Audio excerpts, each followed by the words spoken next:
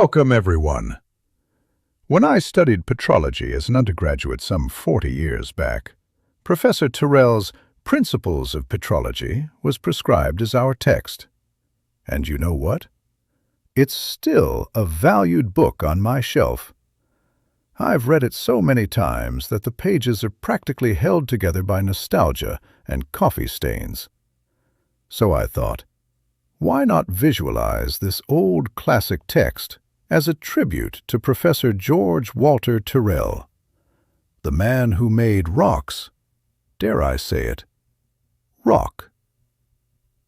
This presentation is my love letter to a textbook that survived decades of geological revolutions, several moves across continents, and that one time I used it as an emergency laptop stand.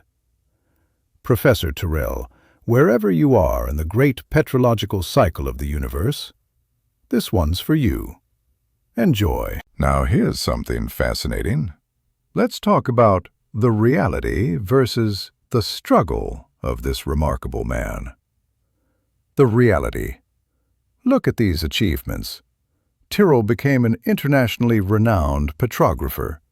He wrote a book, The Masterpiece, that was reprinted 21 times and translated into most of the languages of the scientific world, according to Bailey in 1958. That's extraordinary.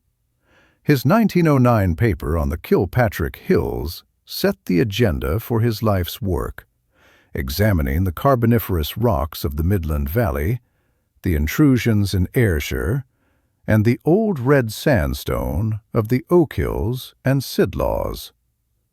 But then there's the struggle.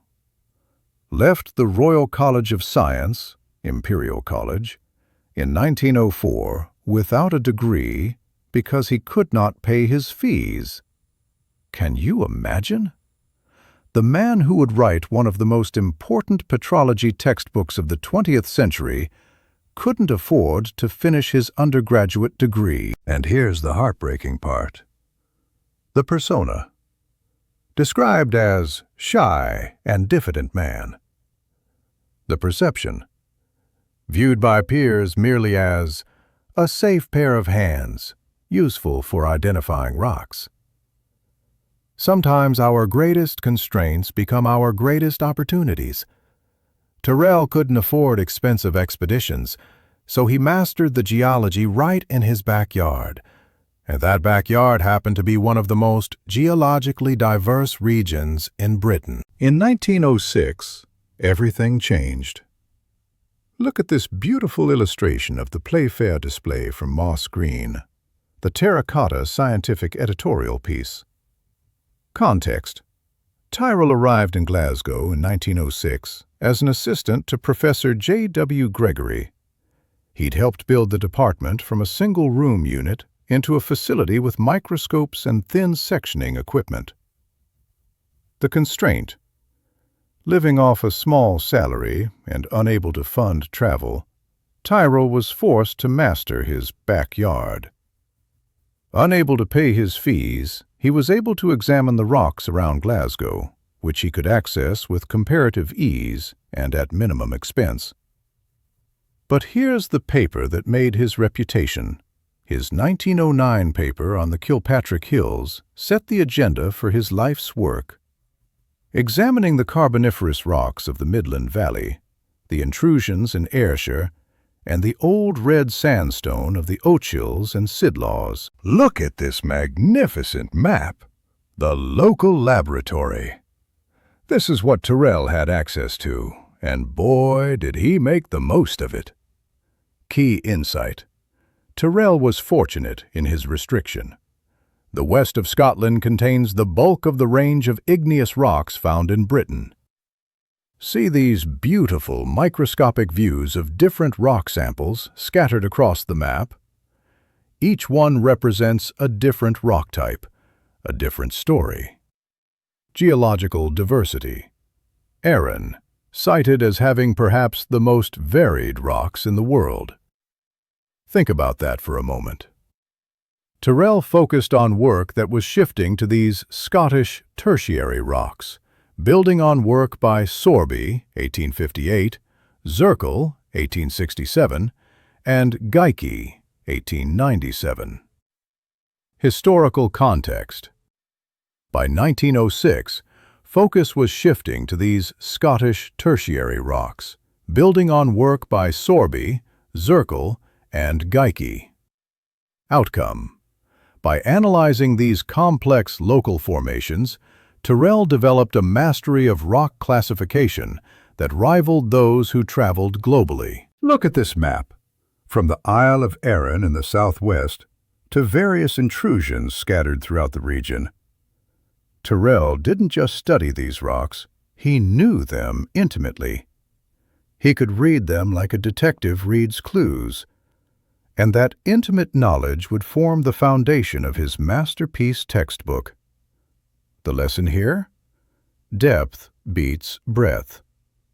Tyrrell went deep on Scottish geology, and that depth gave him insights that transformed the entire field. This slide shows us Tyrrell's brilliant solution to his travel limitations. The armchair explorer. See this beautiful illustration with a compass at the center labeled Glasgow and rock samples from around the world? From India to Antarctica, from Canada to the Hebrides, Tyrrell brought the world to Glasgow. As Tyrrell's publication volume grew, his reputation for identification spread. Explorers and investigators began sending him collections for comment. Rocks arrived in Glasgow from the furthest reaches of the globe. Look at these locations: India, Antarctica, Canada, the Hebrides, Orkney. People from all over the world were sending Tyrrell their most puzzling rock samples.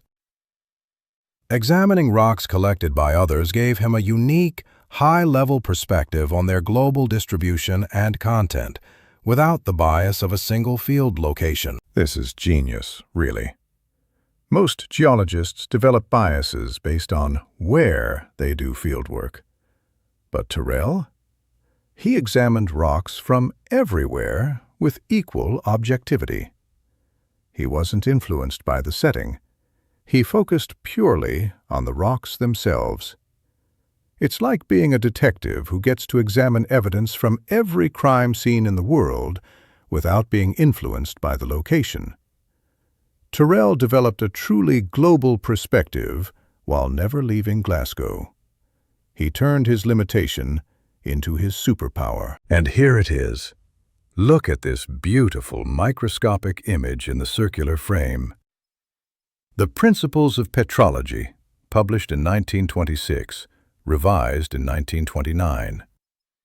Translated into all the languages of the scientific world, the then British Empire and Russia. Especially influential in the then British Empire and Russia. The reward. The book's success resulted in a free trip to Russia and the Kola Peninsula for the financially strapped geologist. Can you imagine? After years of not being able to afford travel, Tyrrell's book was so successful that it finally gave him the opportunity to see rocks in exotic locations. The irony is beautiful. He wrote the definitive global petrology textbook based on his Glasgow backyard and samples sent by others, and then he got to travel.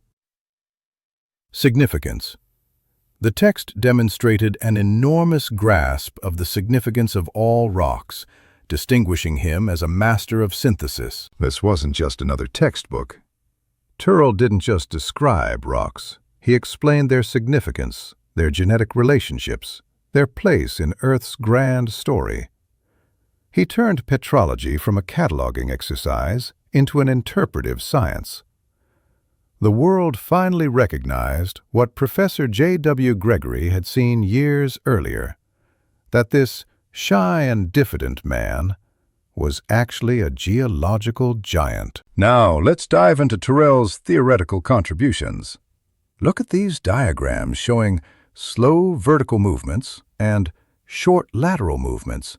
This is brilliant. The concept. Moving beyond simple description, Tyrrell sought to understand the association of rocks in space and time. This is what separated Tyrrell from his contemporaries. He wasn't content with just identifying rocks. He wanted to understand why certain rocks appear together, why they form in specific patterns. The innovation. While Judd, 1886, defined provinces by mineral composition, Tyrrell classified them by their distribution relative to Earth movements. See these block diagrams? On the left, slow vertical movements, rocks responding to gradual uplift and subsidence. On the right, short lateral movements, rocks affected by compression and lateral tectonics. The mechanism. He correlated igneous activity with two specific types of tectonic stress: vertical movements of large blocks versus lateral movements associated with mountain building. This was revolutionary. Tyrrell was connecting rock types to tectonic processes decades before plate tectonics was fully understood. He recognized that the type of rock that forms depends on the type of stress the crust is experiencing. Vertical movements? You get certain magma compositions. Lateral compression? Different magmas, different rocks. Tyrrell was seeing patterns that wouldn't be fully explained until the plate tectonic revolution of the 1960s. He was asking the right questions, even if he didn't have all the answers yet. This beautiful diagram shows Tyrrell's integration of theory and observation, mapping magma to landscape. Look at this cross-section showing plateau basalts at the top, andesites and granodiorites in the middle, and anorthosite charnockite at the bottom, labeled deep crust. Tyrrell's correlations, 1929-1955. Tyrrell accurately mapped specific terrains to specific rock types. Mountain chains, associated with granodiorite andesites, grandiorites. Deep within the crust, andesites as high-level volcanoes. See how he's connecting the surface features, mountain chains, to what's happening deep below? The andesites we see erupting at volcanoes are connected to granodiorites forming deeper in the crust. Deep crust, characterized by anorthosite charnockite associations, suggesting drier parts of the crust. Opening oceans, associated with plateau basalts. He identified the Thulian province as connecting to the crustal inbreak that initiated the North Atlantic. This is remarkable. Tyrrell recognized that the opening of the Atlantic Ocean was associated with massive basaltic eruptions, what we now call large igneous provinces or flood basalts.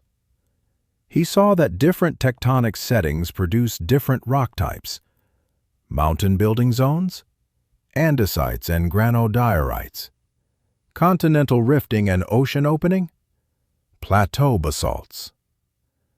Tyrrell was mapping the deep architecture of Earth based on the rocks at the surface. He was reading Earth's plumbing system. Here's Tyrrell's elegant classification system presented in his final paper to the Geological Society of America in 1955. Look at this beautiful four-quadrant diagram. Context. In his final paper to the Geological Society of America, Tyrrell revised his classification into these four distinct associations, or kindreds. 1. Ophiolites, represented by wavy lines. Universal application. He demonstrated these patterns existed in Scotland and the Atlantic margin of North America, the Hercynian, and the Mediterranean. The ophiolites, these are the rocks of the ocean floor, later pushed up onto continents. Tyrrell recognized them long before we understood seafloor spreading. 2. Andesites and granodiorites, shown with a triangular pattern. These are the rocks of volcanic arcs and mountain belts, the Ring of Fire rocks. 3. Trachy basalts, depicted with crossing lines. Alkaline volcanic rocks found in specific tectonic settings. 4. Quartz dolerites, shown with parallel lines. The plateau basalts, massive flood basalts like those that formed when the Atlantic opened. What's brilliant here is that Tyrrell wasn't just describing rocks. He was recognizing that certain rock associations, kindreds, appear together consistently because they form in specific tectonic environments. He was classifying rocks not just by what they are, but by where and how they form. This is modern petrology.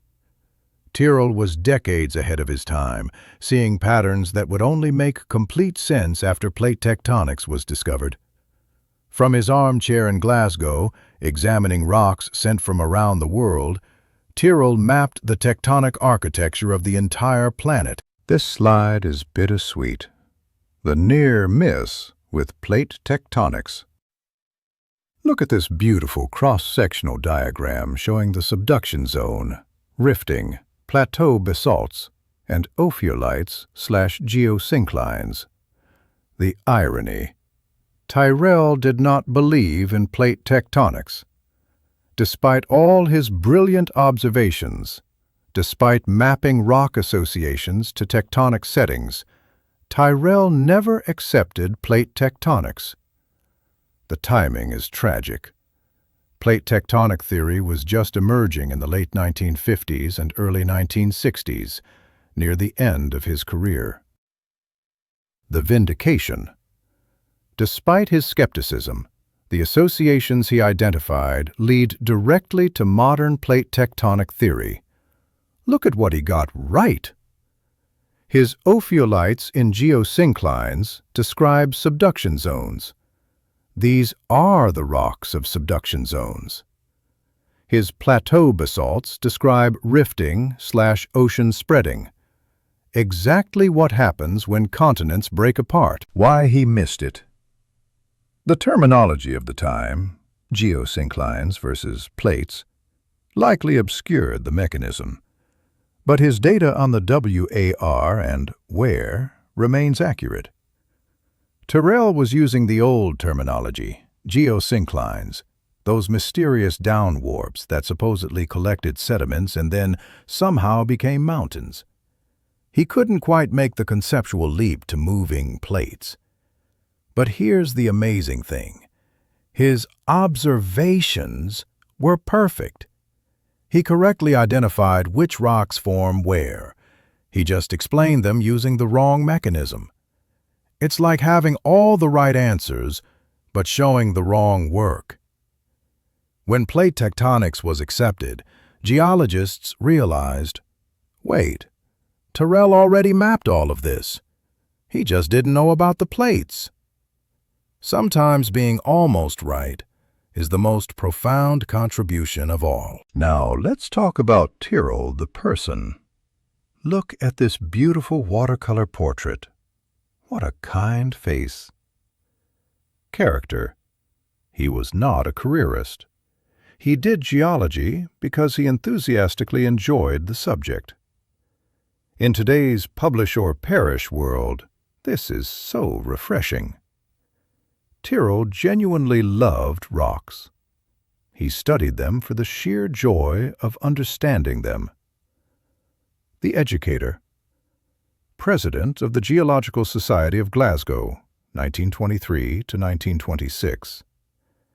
Kept the society topped up with members through extramural classes. He wasn't just teaching university students. He was bringing geology to the public. Extramural classes meant ordinary people could learn about rocks from one of the world's experts. Led legendary field trips to Arran, writing a memoir on the island, despite not being in the Geological Survey. Those field trips to Arran became legendary. Students remembered them for decades. And Tyrrell loved Aaron so much he wrote a geological memoir about it, even though it wasn't his job, even though he wasn't paid to do it. He did it because he loved the island and wanted others to understand its geological wonders. Recognition. Although friendly with elites like H. Reed, he never became a Fellow of the Royal Society of London. This is the sad part. Despite his global impact, despite his textbook educating thousands, despite his theoretical insights, Tyrrell never received Britain's highest scientific honor. The shy and diffident man was perhaps too modest to campaign for recognition. But here's the thing. His students remembered him. His book educated generations. His insights shaped the science. That's a legacy far more valuable than any medal. Let's close with this powerful statement. A profound thinker. Look at this quote. It says everything. What they failed to recognize was that he was also a profound thinker, and often a far better thinker than they were themselves. The "they" refers to his peers, the geological elites, the ones who saw him merely as a safe pair of hands for identifying rocks. Summary of impact. Author of the era's definitive petrology textbook, read by students worldwide for half a century. Creator of the accepted classification of igneous rocks, we still use frameworks descended from his work. Identified rock associations that prefigured tectonic theory. He mapped the planet's tectonic architecture before anyone understood plate tectonics. The final days. Tyrrell died after a stroke, possibly developed after receiving an invitation to tour North America and Canada as a recognized world expert. The irony. After a lifetime of limited travel, after finally getting recognition as a recognized world expert, an invitation to tour North America may have contributed to the stroke that killed him. He died just as the world was finally recognizing his true stature. But think about this. Tyrrell couldn't afford university fees. He couldn't afford to travel. He was described as shy and diffident. He never became a Fellow of the Royal Society, and yet he wrote the definitive petrology textbook. He trained generations of geologists. He mapped global rock associations from his Glasgow office. He came within a hair's breadth of predicting plate tectonics. What would he have accomplished with resources, with recognition, with confidence? Or maybe, just maybe, his constraints made him stronger. His financial limitations forced deep local knowledge. His inability to travel forced him to think globally. His shyness made him listen more than he spoke. Professor George Walter Tyrrell. Living proof that you don't need wealth, connections, or confidence to change the world. You just need passion, dedication, and rocks. Thank you, Professor Tyrrell, for showing us that quiet visionaries can have the loudest impact.